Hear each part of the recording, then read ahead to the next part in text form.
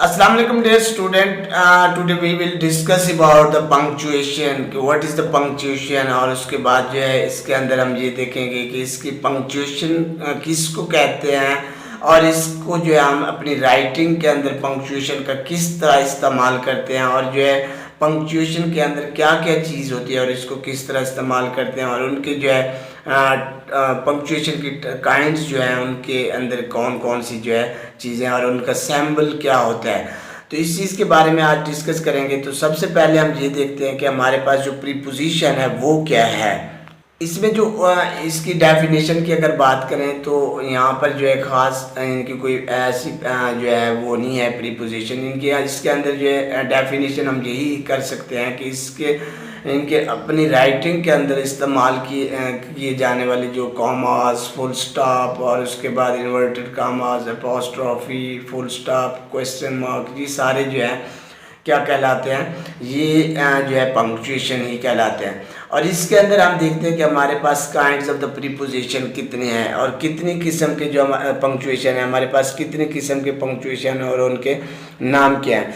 तो सबसे पहले हम ये देखते हैं कि हमारे पास जो है 12 जो चीज़ें हैं, 12 नाम है, 12 जो है काइंड्स ऑफ द प्रीपोजिशन है इनके। इसके अंदर पहला जो है हमारे पास जो है द कैपिटल है। इनके इसके अंदर जो है हम क्या करते हैं, वर्ड कैपिटलाइज का इस्तेमाल करते हैं और दूसरा जो है फुल स्टॉप का हम इस्तेमाल करते हैं और फुल स्टॉप इनकी जिसको हम डॉट बोलते हैं।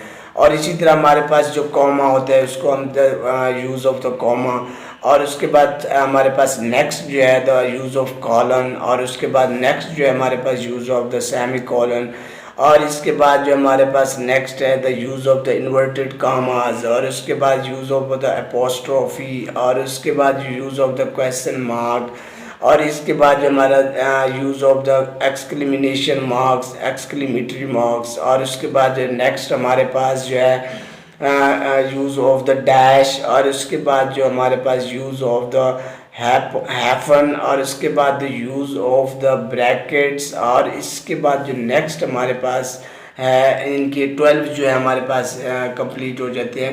इनके नेक्स्ट जो लास्ट हमारे पास वो है वो यूज़ ऑफ द ब्रैकेट है। इनकी इसको हम कहाँ पर और किस तरह इस्तेमाल करते हैं और इसको हम क्या करेंगे, डिस्कस करेंगे इस चीज़ के बारे में। सबसे पहले जो हमारे पास पहली है कैपिटलाइजेशन, इनके द कैपिटल्स। तो इसके अंदर हम जो कैपिटल इसको कहाँ पर यूज़ करते हैं, किस तरह करते हैं, तो इसको हम अंग्रेज़ी के अंदर जो है फ़िक्रे के अंदर जो है पहले जो है हर्फ का जो है इनके लफ्ज़ कैपिटल लेटर जो है स्मॉल लेटर लिखने को हम क्या कहते हैं, कैपिटलाइजेशन कहते हैं। तो इसके अंदर जो है इनके हम प्रॉपर नाउन के अंदर जो है कैपिटल वर्ड लिखते हैं। क्वेश्चन सेंटेंस के अंदर जो है हमारे पास जो हेल्पिंग वर्ब सेंटेंस के स्टार्ट के अंदर होता है तो उसको हम क्या करते हैं, हमारे पास इज़ है, आर है तो उसका ए बड़ा लिखेंगे, एम है तो उसका आई बड़ा लिखेंगे। इनकी जो सेंटेंस का फर्स्ट लेटर, फर्स्ट वर्ड का फर्स्ट लेटर जो है हमेशा कैपिटल होना चाहिए। और इसका जो है हम ख़ास तौर पर जो है इसमें मार्फा इनके प्रॉपर नाउन के अंदर जो है वर्ड जो है कैपिटलाइज लिखते हैं। तो यहाँ पर इसके अंदर जो हमारे पास एग्जांपल हम लेंगे कि एग्जांपल, क्योंकि अगर कैपिटलाइजेशन की कहें तो उसके अंदर हर वर्ड जो सेंटेंस के स्टार्ट में आता है वही एग्जांपल है और वही जो हमारे लिए कैपिटलाइजेशन है। अगर इज़ार हम हेल्पिंग वर्ब सेंटेंस के स्टार्ट में आ रहा है तो वहाँ पर हम हेल्पिंग वर्ब का जो पहला सेंटेंस है उसको कैपिटल लिखेंगे। अगर लेटर कोई सेंटेंस आ रहा है अली अहमद प्रॉपर नाउन तो उसका हम जो है फर्स्ट लेटर जो है कैपिटल लिखेंगे। और इसकी जो हमारे पास एग्जांपल है, अगर हमारे पास इनके हम कहते हैं कि आर दे कमिंग टुडे, तो यहाँ पर हमारे पास पहला जो वर्ड आर है इसका जो हम ए जो है कैपिटल लिखेंगे।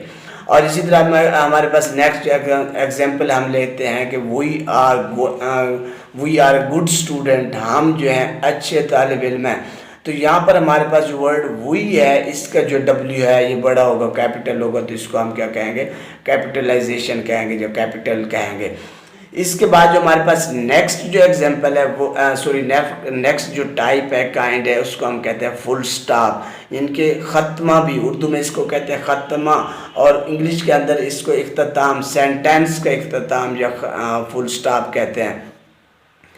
तो इसको हम जब उर्दू के अंदर इनकी इस उर्दू में इसकी बात करें तो ये यही है कि किसी खबर या किसी सादा फ़िक्रे के इख्तिताम को जो है ख़त्मा कहा जाता है, फुल स्टॉप कहा जाता है। और जब हम इसकी बात करते हैं इनके इंग्लिश के अंदर, तो इंग्लिश के बाद भी यही है कि at the end of the sentence use the word use the full stop that is called the full stop. ये इनकी कोई ख़ास डेफिनेशन नहीं है। तो इसकी जब हम एग्जाम्पल की बात करते हैं तो एग्जाम्पल इसकी यही है कि जब हमारे इनके हम यही कह सकते हैं कि जो सेंटेंस जब हमारा ख़त्म होता है, सेंटेंस ख़त्म होने के बाद हम क्या करते हैं, वर्ड ख़त्म इनके फुल स्टॉप का यूज़ करते हैं।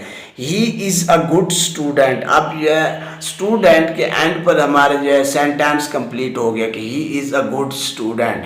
तो यहाँ पर जो है गुड स्टूडेंट के एंड पर हम क्या करेंगे, फुल स्टॉप का वर्ड यूज़ करेंगे। और इसी तरह अगर हम कहते हैं कि हमारे पास इनके दूसरा है कि वी आर अ मुस्लिम, तो यहाँ पर जो मुस्लिम के अगर हमारे पास सेंटेंस हमारा कंप्लीट हो गया तो यहाँ पर हम क्या करेंगे, फुल स्टॉप को वर्ड्स यूज़ करेंगे।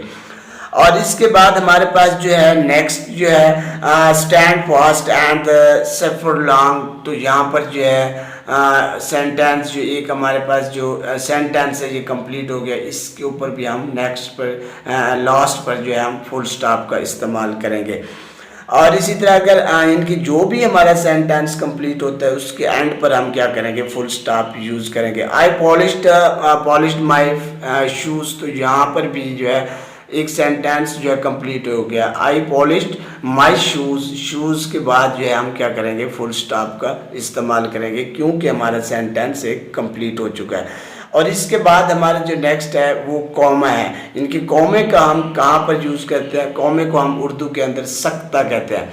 सख्ता से मुराद ये है कि हम इसके अंदर जो है थोड़ा सा इनके वक्फा या जिसको हम पॉज कहते हैं, पॉज लेते हैं, उसको हम क्या कहते हैं, कॉमा कहते हैं। और जब हम इसकी इंग्लिश उर्दू में बात करते हैं तो इसमें एक ही सेंटेंस के अंदर दो या दो से ज़्यादा एडजेक्टिव, नाउन, प्रोनाउन, एडवर्ब और उसके बाद जो है वर्ब ये जो यूज़ किए जाते हैं इनको हम क्या करते हैं, अलग अलग करने के लिए, या इसमें ज़मायर इनकी इसमें ज़मीर की जो जमा है, प्रॉपर नाउन अगर हम यूज़ करते हैं उनको एक दूसरे से जुदा अलग अलग करने के लिए हम क्या करते हैं, कॉमास का इस्तेमाल करते हैं। हर जो है नाउन, प्रोनाउन, एडवर्ब, वर्ब के बाद क्या करते हैं, हम कॉमे का यूज़ करते हैं। इसी तरह अगर हम इसके एग्जाम्पल की बात करें तो यही है कि हमारे पास इनके चेयर और उसके बाद इनके Ali, Ahmad, keep, nice, knife और इस तरह के जो वर्ड हम यूज़ करते हैं, इनके ईट, टेबल। तो इसके अंदर हम हर वर्ड के बाद जो है एक कॉमे का यूज़ करेंगे, एक कॉमे को इस्तेमाल करेंगे। इसी तरह जब हम इसकी डेफिनेशन की बात करते हैं तो इसकी डेफिनेशन जो है इंग्लिश में यही है, कोई ख़ास नहीं है। इनके हर जो है कॉमास नाउन प्रोनाउन के बाद वर्ड इनके कॉमे का इस्तेमाल करना, that is called the comma.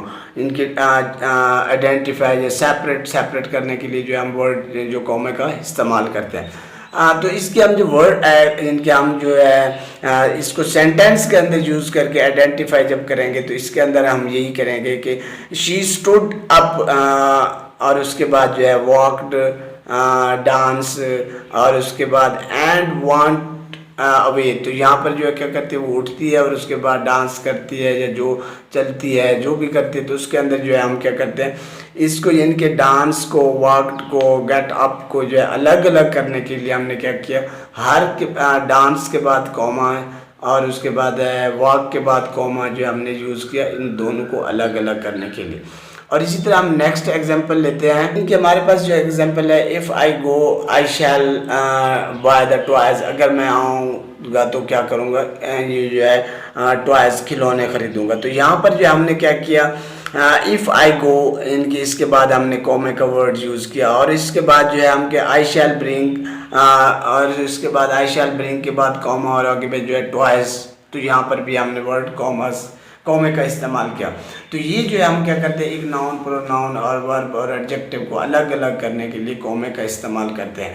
तो इसके बाद जो हमारे पास नेक्स्ट जो एग्जांपल है, नेक्स्ट जो इनके हम इसके कॉमे के बाद जब बात करते हैं तो नेक्स्ट जो हमारे पास है वो है नेक्स्ट जो टाइप है इन्वर्टेड कामाज है, जिसको हम इन्वर्टेड कामाज का यूज़ करते हैं। इनके प्रीपोजिशन के अंदर जो है इन्वर्टेड कामाज का इस्तेमाल।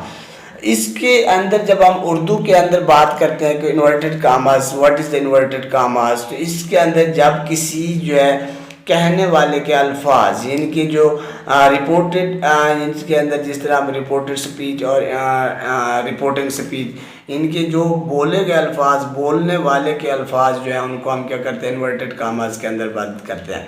जैसे कि अगर हजूर पाक सल्लल्लाहु अलैहि वसल्लम के कहे गए अल्फाज है, अगर इसी तरह हमारे पास इनके कायदे आज़म मोहम्मद अली जनाह के कहे गए अल्फाज हैं, उनको हम इन्वर्टेड कामास, इनके पहली जो हमारे पास एग्जांपल है अगर हम कहें तो कायदे आज़म के जो है काम काम और काम, इनकी इसको हम जो वर्क वर्क एंड वर्क कहते हैं, तो इसको हम क्या करते हैं, इन्वर्टेड कामास के अंदर बंद कर देते हैं। इसी तरह अगर हमारे पास दूसरे इनके साइंसदानों के अगर कोई हमारे पास हैं तो उसके अंदर साइंस के लॉज हैं या कोई भी इनकी इसके अंदर एडवाइस है, नसीहत है, तो उसको हम क्या करते हैं, जब बोले गए अल्फाज हैं, रिपोर्टेड स्पीच है, तो उसको हम क्या करते हैं, इन्वर्टेड कामास के अंदर बंद करते हैं। तो ये इन्वर्टेड कामास, डबल इन्वर्टेड कामास, इनके दो कामास उल्टे और दो कामास सीधे, इनको हम क्या कहते हैं, इन्वर्टेड कामास का इस्तेमाल करते हैं। तो हम क्या करते हैं, उसको इन्वर्टेड कामास के अंदर बंद करते हैं। इनके अगर हम इसकी एग्जांपल ले लें तो हमारे पास यही है कि why are you making the water muddy, तो ये said the wolf to the lamb, इनकी हमारे पास एक लैम्ब और जो है इसके अंदर स्टोरी है, तो उसके अंदर से उन्होंने क्या किया, वुल्फ और लैम्ब वाली जो स्टोरी है उसके अंदर वो क्वेश्चन करता है कि इससे लैम्ब से कि why are you making the water muddy, तुम जो है पानी को गंदा क्यों कर रहे, he said the wolf to the lamb. अब यहाँ पर जो हमने वर्ड यूज़ किया, he said the wolf to the lamb, इनकी इसको हम क्या करेंगे, ये बात किसने कही, वुल्फ ने कही, किससे, लैम्ब से, तो यहाँ पर जो है इसको हम किसके अंदर, इन्वर्टेड कामास के अंदर बंद करेंगे। तो यहाँ पर अगर हमारे पास हम कहते हैं कि Quaid-e-Azam says this work work and work, तो वर्क के बाद कॉमा, वर्क एंड वर्क को जो हम क्या करेंगे, इन्वर्टेड कामास के अंदर बंद कर देंगे। ये जो है हमारे पास इन्वर्टेड कामास के अंदर बंद किए हुए जो कोटेशन है, ये क्या है, कायदे आज़म मोहम्मद अली जनाह के जो बोले गए अल्फाज हैं, इनको हम क्या कहते हैं, इन्वर्टेड कामास के अंदर इस्तेमाल करके इसको बंद करते हैं। ये जो इन्वर्टेड कामास का यूज़ है। और इसके बाद जो हमारे पास नेक्स्ट जो टाइप है वो है एपोस्ट्रोफी। एपोस्ट्रोफी जो है किसी इंसान की मलकियत को ज़ाहिर करने के लिए, इनकी जो है फ़र्ज़ करें मेरी कोई चीज़ है, वो मेरी मलकियत, तो उसको ज़ाहिर करने के लिए वर्ड जो है एपोस्ट्रोफी का यूज़ किया जाता है। एपोस्ट्रोफी जो है एक कॉमा है और उसके बाद इनके एस लगाया जाता है, जिसको हम क्या कहते हैं, एपोस्ट्रोफी कहते हैं। एपोस्ट्रोफी एक छोटे सा साइन है जो एक इनके बंदे की आगे जो लगाया जाता है, एक नाउन के आगे जो लगाया जाता है। तो यहाँ पर हम नाउन इनके अगर इनके आबिद है, रशीद है, या कोई ऐसा हमीद है, इस तरह का कोई वर्ड है, तो उसके अंदर जो है उसकी मलकियत को शो करने के लिए हम क्या करते हैं, एपोस्ट्रोफी का यूज़ करते हैं। तो इसी तरह हम इसके अंदर किसी मलकियत को शो करने के लिए हम एग्जाम्पल की बात जब करेंगे तो बुक की बात करते हैं। अगर इनके दैट इज़ माय बुक, तो इसके अंदर जो है बुक मेरी मलकियत, तो इसको साथ हम क्या करेंगे, एपोस्ट्रोफी एस का इस्तेमाल करेंगे। इसी तरह अगर किसी की साइकिल, बाइक और इसके बाद जो है पाकिस्तानी, और उसके साथ हम क्या करेंगे, एपोस्ट्रोफी एस का यूज़ करेंगे। तो हम सबसे पहले एग्जांपल लेते हैं कि आबिद्स बुक। तो यहाँ पर जो आबिद के साथ जो एपोस्ट्रोफी लगाकर जो है एस लगाया, ये जो है मलकियत को शो करता है कि ये बुक जो है आबिद की है।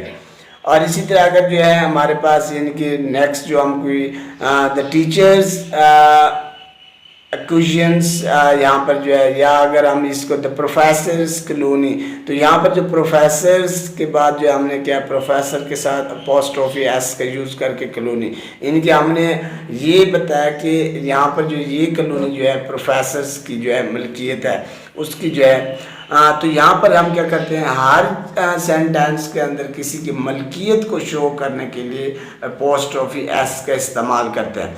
इसके बाद हमारे पास जो नेक्स्ट एग्जांपल है वो है quotation the question mark. The question mark जो है ये किसी फ़िक्रे में जो है सवाल को पूछने या सवाल करने के बाद जो आखिर पर जो सवालिया निशान लगाया जाता है उसे क्या कहते हैं, क्वेश्चन मार्क कहते हैं। और इस क्वेश्चन मार्क के अंदर जो है हम क्या करते हैं, जिनकी इसकी कोई ख़ास डेफिनेशन नहीं है, यही है कि बस जो है question, ask the question any person any someone. तो ये किसी शख्स या किसी बंदे से जो है क्वेश्चन करने के बाद, पूछने से, उसके बाद जो है एंड पर जो क्वेश्चन मार्क लगाया जाता है उसे क्या कहते हैं, क्वेश्चन मार्क कहते हैं। इनके हम इसकी जब एग्जाम्पल के अंदर ये में टाइप्स तो एक ही इसकी है, क्वेश्चन मार्क है। जब इसकी एग्जाम्पल की बात करते हैं तो वेयर आर यू गोइंग, तो यहाँ पर हम क्या करते हैं, पूछते हैं कि तुम कहाँ जा रहे हो। तो यहाँ पर हम वेयर आर यू गोइंग के एंड के ऊपर जो है सवालिया निशान लगाते हैं।